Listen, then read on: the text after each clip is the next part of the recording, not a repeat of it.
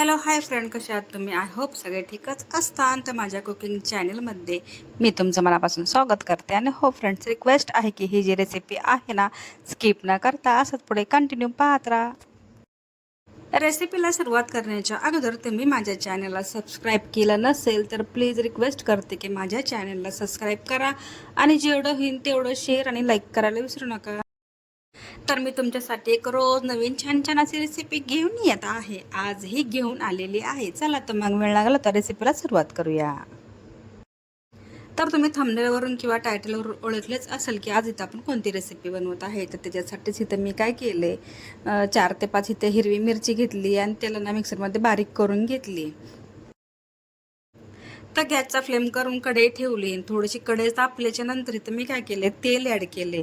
तेल थोडंसं कमी प्रमाणात इथं मी घेतलेलं आहे. त्याच्यासोबत इथं मी काय केले, इथं मी घेतलेलं आहे थोडासा कढीपत्ता आणि त्याच्यामध्ये ना तेल तापल्याच्या नंतर आपण काय केले, जिरं ॲड केले. ते थोडंसं लाईट गोल्डन होईपर्यंत आपण काय केले त्यालामध्ये होऊन दिल्यानंतर आपण काय केले, हिरवी मिरची जी आहे ना त्यालामध्ये ॲड केली. आता हिरवी मिरची काय करायची, लाईट गोल्डन होईपर्यंत आपल्या तेलामध्ये परतून घ्यायची. पण त्याच्यामध्ये इथं मी काय केले, अर्धा चमचा इथे मी घेतलेली आहे लसणाची पेस्ट. आता ही दोन्ही जिन्नस जी आहे ना आपण तेलामध्ये काय करायचे, फ्राय करून घ्यायचे. जोपर्यंत त्या लसणाचा आणि हिरवी मिरचीचा कच्चा पण निघून जात नाही तोपर्यंत आपल्याला काय करायचं, तेलामध्ये हिरवी मिरची आणि लसूण फ्राय करून म्हणजे परतून घ्यायचे. आणि त्याच्यासोबत इथे मी काय केले, थोडीशी हळद ॲड केले. हळद ॲड केल्याच्या नंतर ना बटाटे जे मॅश करून घेतले ते इथे ॲड केलेले आणि पूर्ण एकसारखं मिश्रण तयार करून घेतलेलं आहे. आणि त्याच्यामध्ये चवीपुरतं मीठ ॲड केले, थोडीशी कोथिंबीर ॲड केली आणि ही मस्तपैकी आपली चटणी तयार करून घेतलेली आहे. ते मी एक बॅटर तयार करून घेते. ते कशा प्रकारे तुम्ही पाहिलं असेल की तर मी घेतलेला आहे 1 कप बेसनपीठ. बेसनपीठामध्ये इथं मी घेतलेला आहे अर्धा चमचा हळद, चवीपुरतं मीठ, 1 चमचा इथं मी घेतलेला आहे ओवा, थोडीशी कोथिंबीर ॲड केली आणि त्याच्यासोबतच ना लाल तिखट थोडंसं एकदम ॲड केले. कारण का, आपण चटणी तर घेतली ते म्हणजे चटणी बनवली ना त्याच्यामध्येही आपण तुम्ही पाहिलं असेल की हिरवी मिरचीचं ॲड केले. आता ह्याच्यामध्ये आपण काय करायचं, छान असं एक बॅटर तयार करून घ्यायचे. तर आपण ना नाश्त्यासाठी परफेक्ट अशी ही रेसिपी बनवत आहोत. झटपट आणि हो चटपट एकदम चविष्ट अशी रेसिपी बनवत आहे. एकदा खाल तर वारंवार मागाल अशा पद्धतीने ही रेसिपी होणार आहे. तर व्हिडिओ अजिबात स्किप करू नका. तुम्ही पाहिले असेल की आपण इथं ना बेसन पिठाचं एक बॅटर तयार करून साईडला ठेवून दिले. चटणीही बनवलेली आहे ती पण साईडला ठेवून दिली आहे. आता आपल्याला काय करायचे, जर तुम्हाला समजा आपण बनवायचं असेल तर ब्रेडचा आपण त्याला आकारही देऊ शकतो. तिथं मी काय केले, ग्लास घेतला. ग्लासच्या साहाय्याने ना बरोबर गोल राऊंड शेपमध्ये असा ब्रेडचा आकार तयार करून घेतला. आणि तुम्ही पाहिलं असेल की जी चटणी आहे ना, एका म्हणजे खालची जी बाजू आहे तर त्याला मी चटणी लावून घेतली. आता काय करायचे, दुसरा जे ब्रेडचा भाग आहे ते त्याच्यावरती ठेवायचा. हाताच्या साहाय्याने प्रेसने म्हणजे दाबून घ्यायचं की जेणेकरून ते लीक होणार नाही आणि एकमेकाला चिटकून राहील. अशा पद्धतीने आपण इथं बनवून घेतोय. तर तुम्ही ना ब्रेड, बटाटा आणि चाट बोललं तरी काही हरकत नाही. ही रेसिपी तुम्ही जशा म्हणजे तुम्ही ॲडजस्ट कराल तशी ही रेसिपी बनते आणि खायला इतकी सुंदर सुरेख छान लागते ना, अप्रतिम. तर तुम्ही मी सांगते म्हणून तुम्ही ही रेसिपी नक्की ट्राय करा. एकदम कमी वेळात बनणारी, फक्त 10 मिनिटात बनणारी ही रेसिपी आहे बरं का फ्रेंड्स.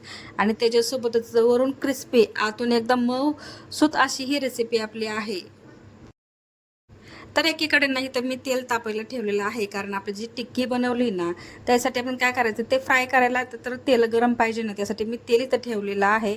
आणि बाकीच्या जेवढ्या काय होते ना तेवढ्या सगळ्या मी ब्रेडचे ते बटाटे वगैरे लावून झालेले आहे. आणि त्याच्यासोबतच आपण काय केले, जे बॅटर बनवलेलं आहे बेसन पिठाचं त्याच्यामध्ये डीप केले, पूर्ण कवरअप करून घेतले. आता तुम्ही पाहू शकता तेलामध्ये मी पूर्ण सोडलेलं आहे. आपले ब्रेडमधून चटणी बाहेर आलेली नाही. परफेक्ट अशी ही जी टिक्की आहे ना, खूप सुंदर अशी झालेली आहे. तर ही जी रेसिपी आहे ना फ्रेंड्स, लहानांपासून तर मोठ्यापर्यंत सगळ्यांना आवडणारी आहे. आणि हो शकतो म्हणजे जास्त करून लहान मुलांना खरंच खूप आवडेल अशा पद्धतीने ही रेसिपी आहे. आणि झटपट रेसिपी आहे. जे म्हणजे आपण भरपूर वेळ दुसऱ्या रेसिपींना देतो, पण ही फक्त 10 मिनिटात बनणारी रेसिपी आहे. आणि तुम्ही तेलात पाहिले असेल की तेलात सोडल्याच्या नंतर ही रेसिपी किती सुंदर सुरेख दिसत आहे. आणि ही रेसिपीने आपल्याला आकर्षित करत आहे की आपण ही एकदा नक्की ट्राय करून पाहूया. अशा पद्धतीने ही रेसिपी आहे बरं का फ्रेंड्स. आणि कमी वेळात कमी खर्चात ही रेसिपी बनणारी आहे. तर तुम्ही पाहिलं असेल की आपल्याला इथं काय करायचं आहे, अलटी पलटी करून आहे ना ह्याची दोन्ही बाजू म्हणजे क्रिस्पी क्रंची येईपर्यंत ह्याला तेलामध्ये फ्राय करून घ्यायचं आहे. तर आपण इथं काय केलंय, आलती पलती करून आहे ना दोन्ही बाजू काय करतोय तेलामध्ये फ्राय करून घेतोय, की हे लगेचच होत नाही. कारण काय करायचं, थोडासा वेळ द्यायचा आहे. जेवढा तुम्ही वेळ देताना तेवढं ही रेसिपी जी आहे ना तर सुरेख होते. म्हणजे कसं की त्याला वरून आहे ना एकदम क्रिस्पीपणा येईल ना, आतून असं सॉफ्ट वगैरे राहील, अशा पद्धतीने ही रेसिपी होणार आहे. तर ही मी रेसिपी माझ्या पद्धतीने बनवली, म्हणजे मी घरच्या घरी बनवले, की जेणेकरून आपल्या घरच्यांसाठी आपण काय करू, कमी खर्चात आणि हो चटपटीत असं काही ना काही रेसिपी बनवू, म्हणजे हे डोक्यात आलं आणि तुमच्याशी ही रेसिपी मी शेअर केली. तर तुम्ही इथं पाहिलं असेल की आपण आहे ना वरची त्याची बाजू जी आहे ना, वरची आणि खालची दोन्हीही लाईट गोल्डन झाली, म्हणजे एकदम क्रिस्पी क्रंची वगैरे ह्याला छानपैकी आलेला आहेत. आपण ह्याला काय करूया, तेलामधून साईडला प्लेटमध्ये काढून घेऊया.